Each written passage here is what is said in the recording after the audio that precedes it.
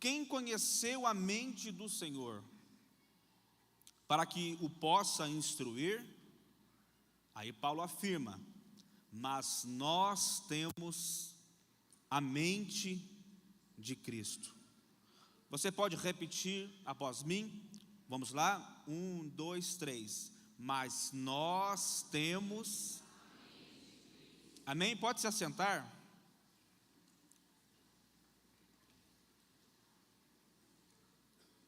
Redobre a sua atenção para recebermos uma porção da palavra de Deus esta noite. Já faz algum tempo, na verdade eu acredito que não lembro a última vez que eu preguei, mas quando o pastor falava acerca do Espírito Santo, e eu preguei bastante sobre esse texto, não foi o texto base, mas nós utilizamos ele. E nós falamos acerca dos dons espirituais. Quem lembra? Depois que eu preguei essa mensagem, através dessa mensagem que eu preguei, o Espírito Santo me deu outra. Eu não sou de dar tema na mensagem, mas se eu fosse tematizar, seria: nós temos a mente de Cristo. Como diz o versículo 16: pois quem conheceu a mente do Senhor para que o possa instruir? Nós temos a mente de Cristo. Nós não temos a mente de Cristo para instruir a Cristo naquilo que Ele deve ou não deve fazer. Nós temos a mente de Cristo simplesmente para compreendermos a linguagem dos céus, a linguagem espiritual. Temos a mente de Cristo simplesmente para entendermos a vontade de Deus para as nossas vidas. Eu vou ler de forma muito clara e pausadamente. Essa mensagem não é propriamente dito uma pregação, é uma mensagem de caráter instrutivo, é mais um ensinamento do que uma pregação. Então eu preciso ser claro, pois eu vou colocar sobre vocês bastante informação, então eu preciso ser pausadamente claro. A partir do contexto que está no versículo de número 6 deste capítulo, Paulo constrói e fala acerca da mentalidade de Cristo, a qual devemos ter. E ele apresenta aqui 3 benefícios. Quantos benefícios? 3 benefícios de termos a mente de Cristo. Eu vou ler do 6 ao 8. Se você quiser acompanhar, fique à vontade. Eu vou ler do 6 ao 8 e vou destacar o primeiro benefício de termos a mente de Cristo. Paulo vai dizer o seguinte, eu vou ler na versão King James, amém? Contudo, falamos de sabedoria entre aqueles que já têm maturidade. Não me refiro, entretanto, à sabedoria desta era, ou dos poderosos deste século, que estão sendo reduzidos a nada. Ao contrário, falamos da sabedoria de Deus, do mistério que estava oculto, o qual Deus pré-ordenou antes da origem das eras, para a nossa glória, ou seja, para nos revelar. 8. Nenhum dos governantes desta era compreendeu essa sabedoria, pois se a tivesse entendido, não teria crucificado o Senhor da glória. O que o apóstolo Paulo está falando aqui? Que a sabedoria de Deus, que ele está compartilhando nesta epístola, ele está compartilhando a uma igreja madura, ou seja, uma igreja que tem a mente de Cristo, uma mente espiritual. Essa sabedoria estava oculta em mistério, em Deus. Só que Deus já havia estabelecido e pré-ordenado que Ele iria revelar a sua igreja. E Ele diz mais, que se antigamente os líderes religiosos tivessem acessado esta sabedoria, compreendido esta sabedoria, eles não teriam crucificado o Senhor Jesus e nem consentido com sua morte. Poderia até ser salvo. Então, o primeiro benefício de termos a mente de Cristo é que quem tem a mente de Cristo tem revelação de coisas ocultas em Deus. Amém? Posso repetir isso daqui? O primeiro benefício de termos a mente de Cristo é que nós temos a revelação de coisas ocultas, em mistérios que estão escondidas em Deus. Escute, quem tem a mente de Cristo recebe estas revelações ocultas. Certa feita, Jesus pergunta aos discípulos: quem dizem ser o Filho do Homem? Ou melhor dizendo, quem vocês enxergam em mim? Quem que eu sou para vocês? Simão recebe uma revelação na hora. Quando este recebe a revelação, ele verbaliza: tu és o Cristo. E Cristo, no Antigo Testamento, de Gênesis a Malaquias, ele é o mistério oculto. Ele é a sabedoria que está oculta, ou seja, está escondida no Antigo Testamento. Vindo à plenitude dos tempos, Jesus se manifestou. E quando Jesus se manifesta, os religiosos não conseguiram compreender quem é Jesus. Por que não compreendeu? Porque não tem a mente de Cristo. Quem não tem uma mente espiritual, não entende quem é Jesus. E quando Simão tem a revelação, ele diz: tu és o Cristo, o Filho do Deus vivo. Então aqui está o primeiro benefício de termos a mente de Cristo: revelação da sabedoria de Deus oculta. O segundo benefício está do verso 9 ao verso 12, eu vou ler para vocês. Como porém está escrito, no entanto, na versão King James, desculpa. No entanto, como está escrito, olho algum jamais viu, ouvido algum nunca ouviu, e mente nenhuma imaginou o que Deus predispôs para aqueles que o amam. Deus, todavia, o revelou a nós por intermédio do Espírito, porquanto o Espírito a tudo investiga, até mesmo as profundezas de Deus. Pois quem conheceu os pensamentos do ser humano, a não ser o espírito do homem que nele reside? Assim, igualmente ninguém conhece os pensamentos de Deus, a não ser o Espírito de Deus. Nós, entretanto, não recebemos o Espírito do mundo, mas sim o Espírito que vem de Deus, a fim de que possamos compreender o que por Deus nos foi outorgado gratuitamente.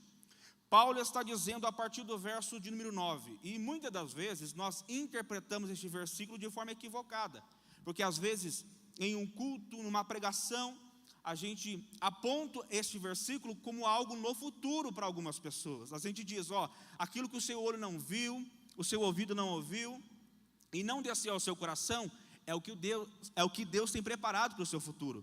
Só que aqui no contexto, está dizendo o seguinte, que nós não tínhamos expectativa, nós nem imaginava ter acesso à sabedoria de Deus. Ninguém tinha essa expectativa de receber essas dádivas de Deus. Mas olha o que diz o verso 10. Verso 10, Deus todavia o revelou a nós. Então, ou seja, isso já aconteceu. Já aconteceu na sua vida? Quem já teve acesso a Jesus e a sabedoria de Deus? Então isso já aconteceu. Pode ser que algumas pessoas da sua família não teve acesso, mas terá ainda este ano, amém? Então Paulo está dizendo, ela estava oculta, nós não tínhamos expectativa, porém ele nos revelou. Aí ele diz: assim como o nosso espírito conhece os nossos pensamentos, o Espírito Santo conhece os pensamentos de Deus e ele nos revela. Aqui está o segundo benefício de termos a mente de Cristo. É que o Espírito Santo revela os projetos, os pensamentos de Deus, que nenhuma mente natural consegue ter acesso, e nem nós, mas o Espírito Santo nos revela. Então este é o segundo benefício, o Espírito Santo revelando a nós os seus planos, os planos de Deus, e os pensamentos de Deus. E conforme diz o verso 12, nós temos acesso a tudo que Cristo conquistou, e é nosso, gratuito, através da revelação do Espírito Santo. Vamos correr na mensagem. Agora nós vamos para o terceiro benefício, do verso 13 ao 15. Disso também falamos, não com palavras de sabedoria humana, mas com as que o Espírito Santo ensina, comparando as coisas espirituais com as espirituais. Ora, O homem natural não compreende as coisas do Espírito de Deus, pois lhe parecem loucura, e não pode entendê-las, porque elas se discernem espiritualmente. O que é espiritual, porém, discerne bem todas as coisas, e ele por ninguém é discernido. O que Paulo está falando aqui? A sabedoria que eu estou comunicando a vocês de forma clara, eu não recebi de uma mente natural. Essa sabedoria eu não recebi do homem, eu recebi de Deus. E essa sabedoria que eu recebi de Deus, eu preciso pregar para crente maduro, que tem a mente de Cristo, para ele entender. Porque se eu prego esses princípios do reino, para quem não tem uma mente espiritual, vai olhar para mim e vai dizer, isso é um absurdo. Por que, Lucas? Porque mente natural não compreende as coisas de Deus. É isto que o apóstolo Paulo está falando. O terceiro benefício de termos a mente de Cristo, conforme o apóstolo Paulo começa a dizer aqui, que se ele tem uma mensagem espiritual, ele precisa pregar para alguém que tem mente espiritual. Porque se Paulo tem uma mensagem espiritual, prega para mentes naturais, eles não vão entender. Aí Paulo vai dizer o seguinte: porque as coisas espirituais se comparam com coisas espirituais. Paulo está dizendo o seguinte: Paulo está pregando para a igreja aqui agora uma mensagem espiritual. Aí a igreja vai julgar a mensagem de Paulo para ver se é bíblica, para ver se edifica. Ninguém pode julgar o profeta, mas a profecia sim, a mensagem sim. Só que eu não posso julgar a profecia de um profeta a partir da minha mente natural, porque eu posso errar com a pessoa. Porque Jesus expulsando demônios, pastor Gilberto, os fariseus chegaram, está expulsando demônios pelo príncipe dos demônios, Belzebu. Aí Jesus alerta eles sobre a blasfêmia contra o Espírito Santo, porque eles estão julgando o ministério de Jesus a partir de uma mente natural. E quando eu julgo o culto, o ministério de louvor, a pregação do pastor, a partir de uma mente natural, querido, eu só vou falar abobrinha, porque as coisas espirituais se comparam com coisas espirituais. Ô Lucas, qual é o terceiro benefício de termos a mente de Cristo? É que a igreja que tem a mente de Cristo sabe ter discernimento. Diga após mim, discernimento. Olha o que diz o verso 15: o que é espiritual, porém, discerne bem todas as coisas, e ele por ninguém é discernido. Este é o benefício mais importante. Na verdade, esse benefício é mais um mecanismo de defesa da igreja. É uma ferramenta de defesa da igreja. Porque a palavra discernimento é uma junção de 3 palavras do dicionário grego. Vamos lá para a gente entender? Diga comigo, verbo dizer. Discerne, diga comigo, cerne, significa firmeza. Diga comigo, mento, da raiz da palavra hebraica, mente. Então eu tenho 3 palavras no discernimento, pastor. Eu tenho mente, eu tenho firmeza e tenho dizer. Juntando tudo isso, sabe o que significa? Eu só posso dar sentença de algo no mundo espiritual quando eu tenho firmeza na minha mente. Aí eu posso dizer. 2 mulheres chegaram até Salomão e diz: essa matou meu filho e esse filho é meu, eu sou a mãe biológica. Salomão precisava de sabedoria aqui agora. E ele começou a ter firmeza do assunto. Isso é discernimento. Ele começou a ter firmeza do assunto, aí ele solta e verbaliza, e o problema é solucionado. Este é a ferramenta mais importante da igreja. Por que a ferramenta mais importante? Porque nessa ferramenta do discernimento, a gente consegue filtrar as coisas. Eu acho que isso daí não é de Deus. Eu acho não, tem que ter convicção. Essa profecia eu acho, não veio de Deus. Então isso é discernimento. Quando eu tenho firmeza na minha mente de um determinado assunto, aí eu posso dizer. Repara que os 3 benefícios, o primeiro benefício está atrelado à salvação, porque Jesus é um mistério que estava oculto. Quando se manifestou, Simão confessa Jesus, e por causa da revelação nasce a igreja. Quem está comigo diz glória a Deus. O primeiro benefício que eu recitei está atrelado ao nascimento da igreja, a salvação. O segundo benefício está atrelado aos dons espirituais e ministeriais. Porque o que eu estou pregando aqui é uma partícula da mente de Deus. A Bíblia é uma parte da mente de Deus. Quando um profeta recebe a inspiração e profetiza, ele está profetizando os pensamentos de Deus. O que Deus tem para você, às vezes ele pode revelar para você, mas também pode revelar para um profeta. O profeta recebe a mensagem e transmite a você. Então, o segundo benefício está atrelado ao ministério. O terceiro benefício que eu acabei de recitar está atrelado a toda a igreja, ao corpo de Cristo na terra. Porque a igreja precisa exercer o discernimento e saber filtrar as coisas de Deus, aquilo que é da carne e aquilo que é espiritual. Conforme Paulo vai dizer, mas nós temos a mente de Cristo. Ô Lucas, quem que tem a mente de Cristo? Todo mundo? Só a igreja. Diga comigo, só a igreja. Ô Lucas, só a igreja tem a mente de Cristo? Aí Lucas, aí você me confunde. Eu vou explicar isso daqui. A mente de Cristo é um processo. Eu vou explicar para vocês, vamos dar uma pausa aqui. Agora vamos para Mateus capítulo 13. Se você não quiser abrir, não tem importância.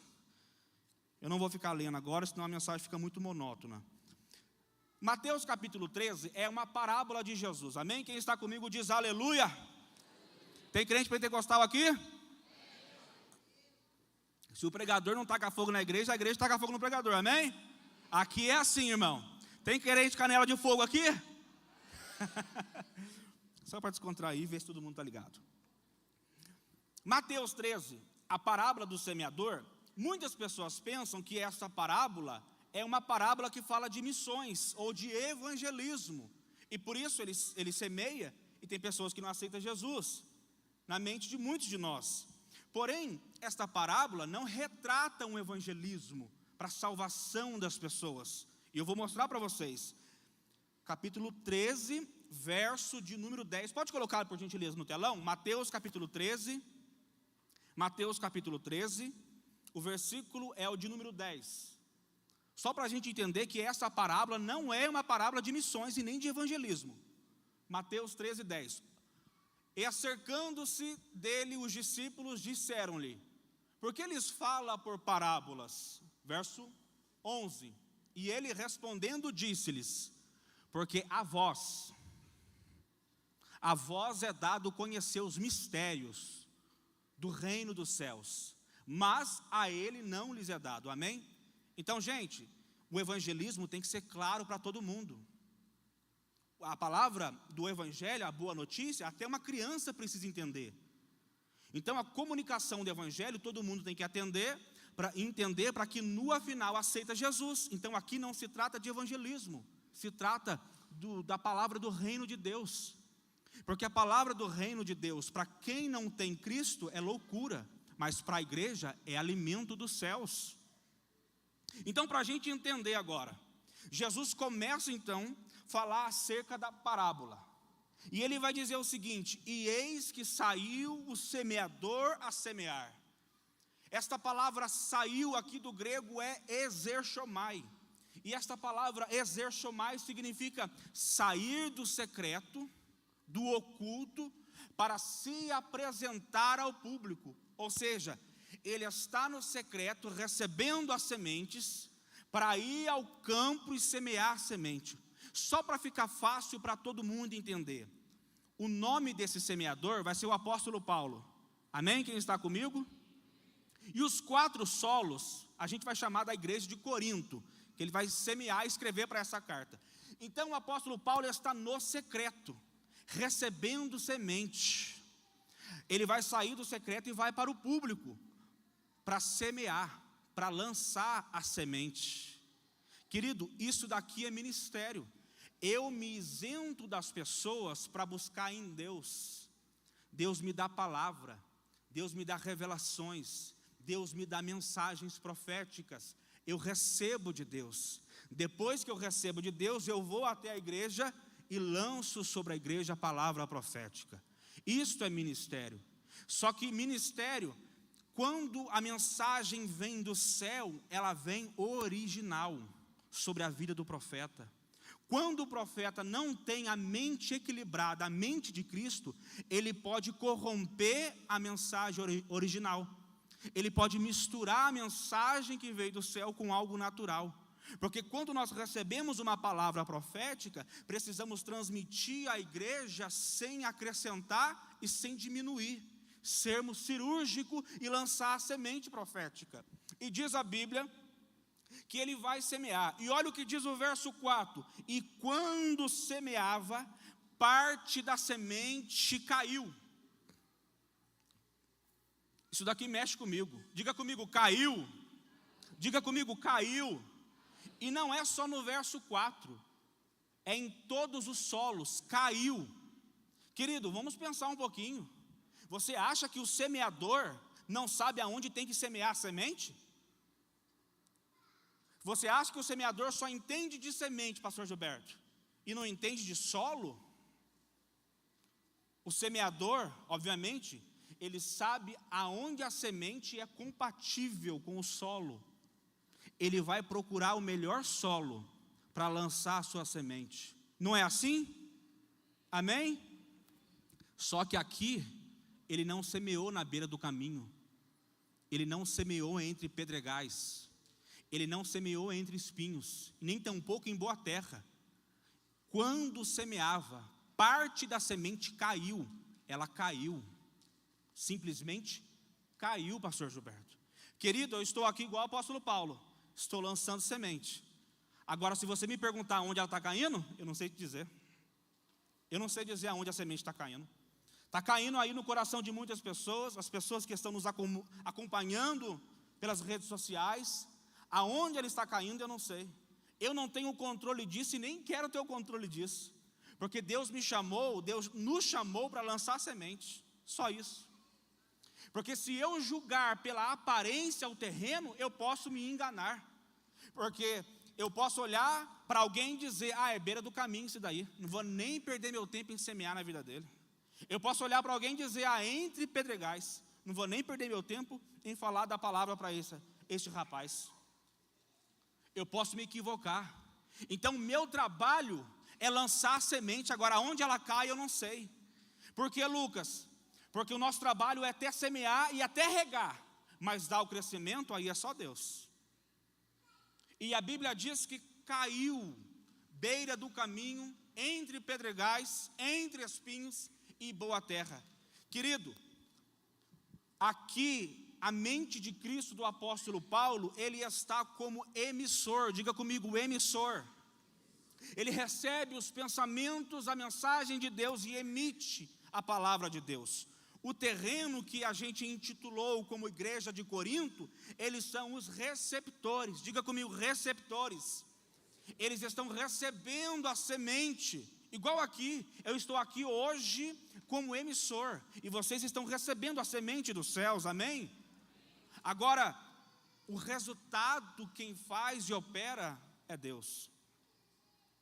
E a gente precisa entender e ter essa maturidade. Toda a igreja tem esses 4 tipos de terreno. Na sua célula, tem esses 4 tipos de terreno. E nós precisamos ter paciência e saber lidar com essas coisas. Porque eu vou aqui separar os terrenos para a gente entender melhor. Entenda a beira do caminho, que é o primeiro solo, como alguém que acabou de nascer espiritualmente. Como eu disse, aqui não é evangelismo. A beira do caminho é alguém que acabou de nascer. Entre pedregais é alguém que já está caminhando com Jesus há uns 2 anos. Entre espinhos, talvez já está 4 ou 5 anos na igreja. Agora, a boa terra já é um crente experiente, firmado na rocha.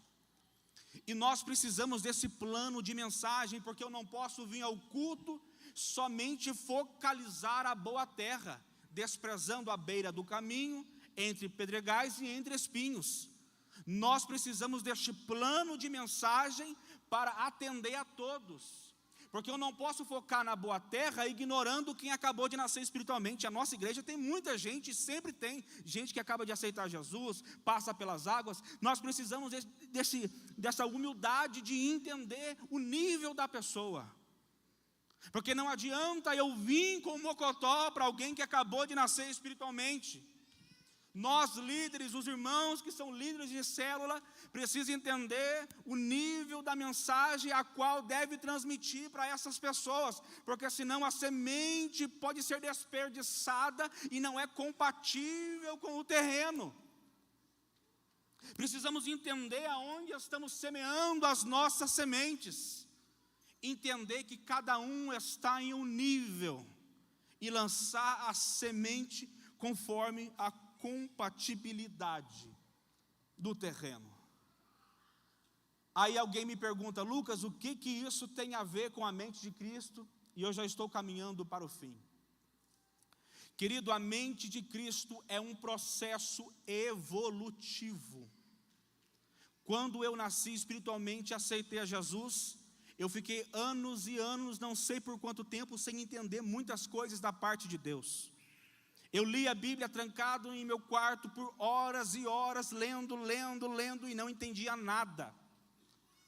Mesmo nascendo em um berço evangélico, não tem como nós nascermos e aprender tudo de uma vez só. É gradativo.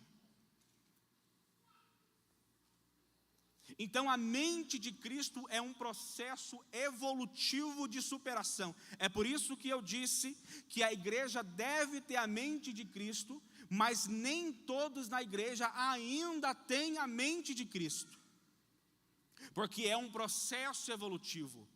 Então vamos classificar aqui para todo mundo entender. Vamos lá, beira do caminho, vamos colocar 0%. É alguém que acabou de nascer espiritualmente e não compreende as coisas de Deus. É alguém que acabou de nascer, 0%. Beira do caminho, diga comigo, 30%.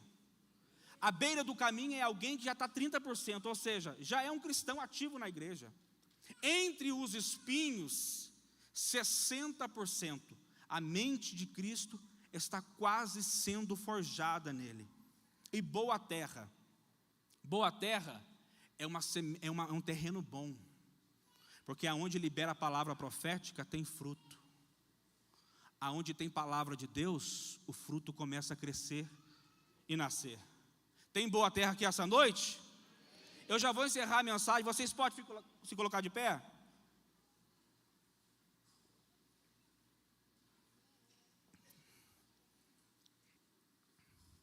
Ministério de Louvor, pode nos ajudar? Eu vou encerrar já.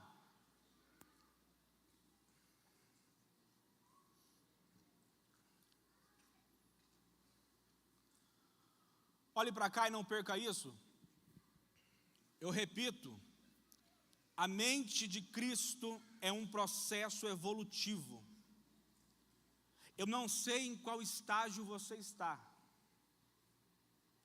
Eu não sei em qual terreno você se enquadra mais. E perceba uma coisa, os 3 primeiros terrenos têm uma oposição. Eu repito, os 3 primeiros terrenos têm uma oposição, que o crente precisa evoluir, superar e vencer. O primeiro terreno que a gente colocou como probabilidade de 0%, não carregou nada da mente de Cristo nele. Jesus disse que a semente caiu na beira do caminho e veio a ave e comeu a semente. Por que comeu? Porque não entendeu. Não entendeu. Essa ave, ela representa o maligno. Então perceba que no primeiro estágio, o pior inimigo do crente que acabou de nascer é o maligno, que vem como ave para pegar a semente, para você não entender as coisas de Deus e para você voltar para o mundo. E nós precisamos ajudar essas pessoas, principalmente nas células, porque o maligno a gente vence com as ferramentas espirituais, e tem gente que não consegue vencer, é onde acaba voltando para o mundo. Só que o maligno nós vencemos com oração, colocando o nosso rosto no pó. É nós usando as ferramentas espirituais, jejuando, lendo Bíblia, comendo, vindo ao culto, sendo presencial em células, aí então a gente começa a vencer o inimigo. Vencendo o inimigo, nós pulamos para o próximo nível. O segundo nível, entre pedregais. A oposição, o teclado pode me ajudar?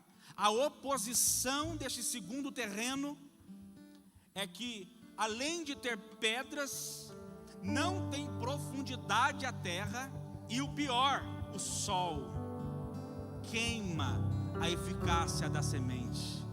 E Jesus explica que o sol representa as lutas, as dificuldades que enfrentamos por causa do Evangelho. Tem muita gente que já saiu do primeiro nível, sabe vencer o inimigo na oração, já aprendeu a chegar em casa, falar glória a Deus, colocar o inimigo para correr, de prova ramanaia, de emarrácia, de emaxinda. O inimigo se levanta, a gente ora, a gente expulsa, a gente manda embora. Aprendemos a vencer o maligno. Mas tem gente que está preso no segundo estágio e não consegue crescer espiritualmente, porque venceu o maligno, mas não consegue vencer as tempestades, porque entendeu o Evangelho de forma equivocada. Porque a gente pensa que o Evangelho é só glória, é só glória e só glória, e não tem luta, não tem enfermidade, não tem problemas, não tem perseguição. Eu aceitei a Jesus e todo mundo vai me amar. E querido, não é assim. Tem luta sim, às vezes tem acidente. Sofri só 2 acidentes no ano passado. Tem dificuldades, só que a gente não está preparado de digerir isto, porque a gente entendeu que o Evangelho é só glória, é só milagre. Aí vem a luta, a gente vence o inimigo, mas perde para as tempestades da vida, e a gente fica preso, estagnado no segundo estágio.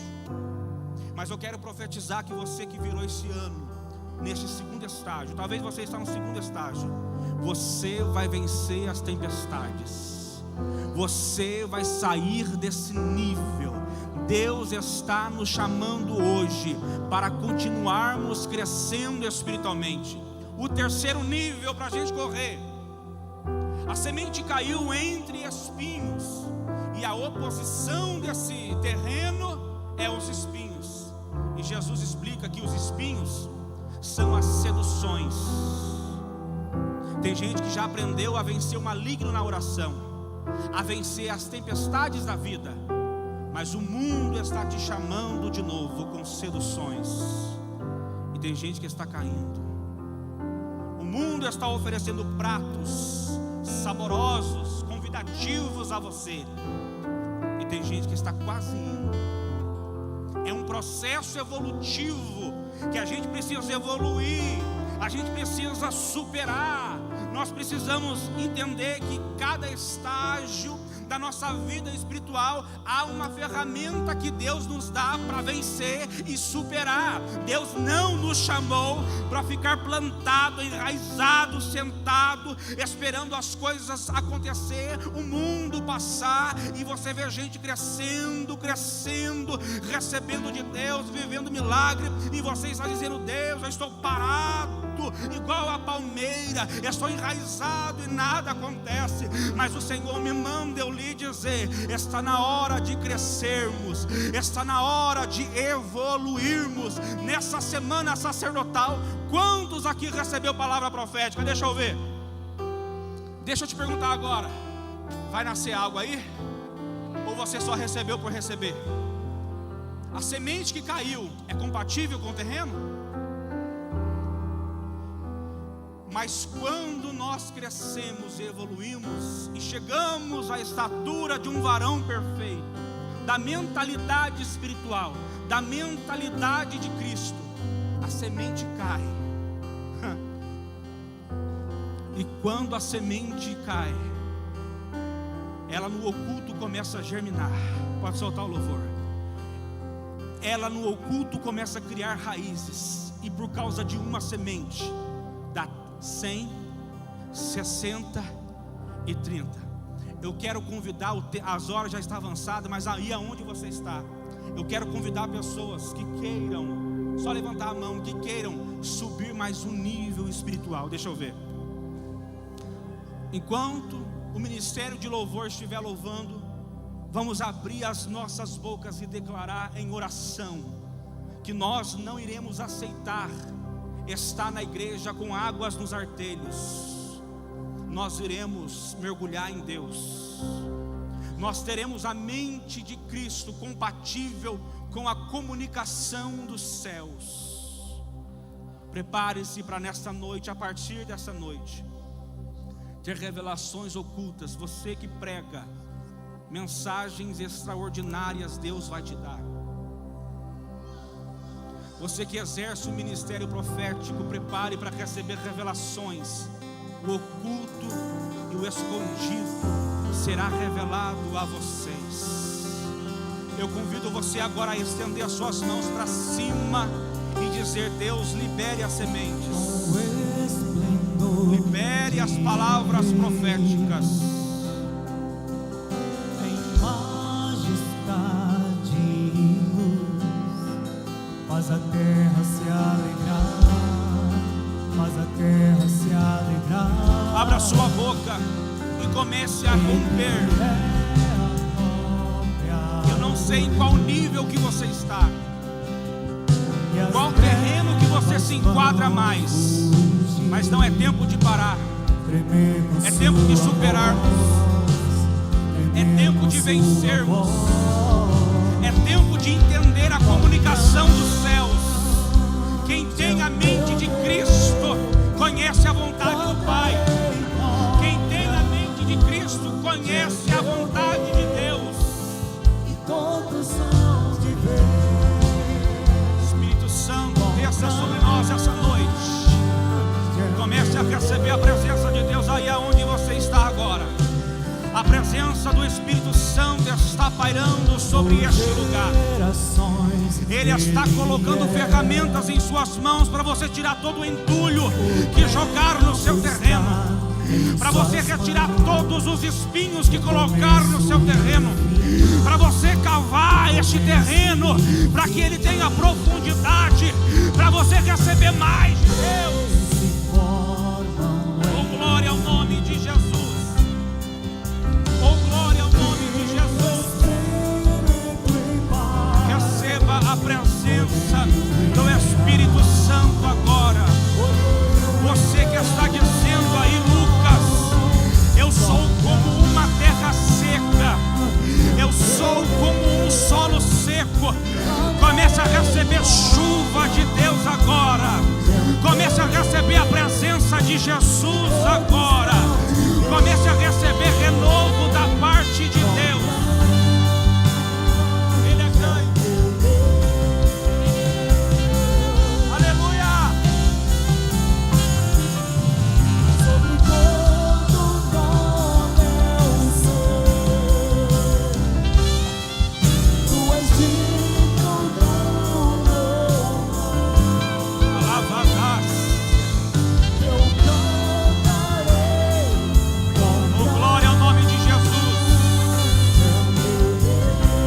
Baixinho, vou encerrar. Querido, coloque a mão sobre a sua cabeça. Eu já vou encerrar. Sabe aonde se encontra o octógono do inimigo? E aonde ele investe mais para destruir um servo de Deus? É na sua mente. É onde o diabo lança mais seta, na sua mente, gerando dúvidas, confusões, contendas e até mesmo incredulidade na sua mente. Mas eu quero convidar você a abrir a sua boca neste momento, em 1 minuto, a você declarar a mente de Cristo na sua mente. Pois na mente de Cristo não tem pecado, não tem pornografia, não tem ambição, não tem barreira, não tem oposição. Na mente de Cristo são pensamentos saudáveis. Deus, eu oro neste momento para a sua igreja. Receba saúde na sua mente, receba libertação na sua mente. O diabo está investindo pesado na mente de algumas pessoas da igreja. O diabo está mandando você tomar algumas atitudes. Você está dizendo: que pensamento estranho está vindo na minha mente. Querido, é o diabo que está soprando na sua mente. Não ouça o latido do diabo. Ele pode bramar como um leão. é como em sinal de semelhança, mas ele não é o leão, porque o único leão que eu conheço é o leão da tribo de Judá. Não recua, porque o diabo está falando no seu ouvido. Não retroceda, porque o diabo está dizendo que você e sua casa é uma terra infrutífera, é uma terra que não vai dar fruto. Se prepare, porque a semente que vós receberam, eu vou fazer crescer e vou dar sombra para muita gente, te diz o Senhor.